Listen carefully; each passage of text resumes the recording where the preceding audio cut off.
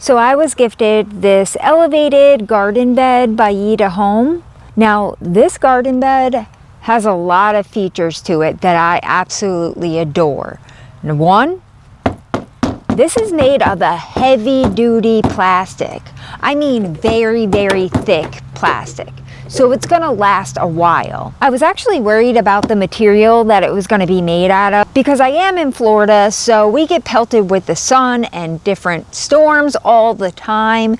And I wanted something that's gonna stand up to all of that. And this is gonna do it. So the raised bed itself does have locking wheels at the bottom, making it real easy for you to just wheel it around wherever you need to, which is good because if you're having too much sun or too little of sun in certain places, you can just roll it right over to where it needs to be. So you do have a nice shelf here, which is very handy to be able to store a lot of your gardening tools right here down below. Now, this is the light brown color, which is honestly a little grayish if you ask me. Now, the bed itself is 43.3 inches long with a width of 17.7 inches. But you do have a depth of 9.8 inches, which will fit about 21 gallons of soil in here. So that's a decent sized bed here. And the coolest thing about this bed is down below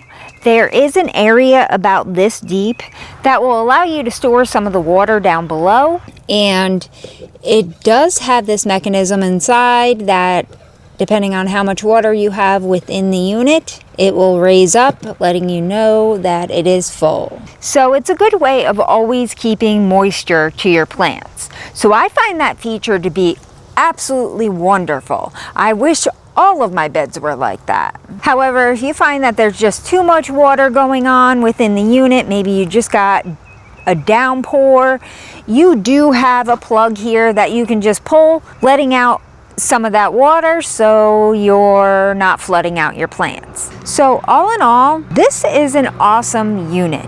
It not only saves my back from bending over all the time, but the features will allow my plants to thrive within it.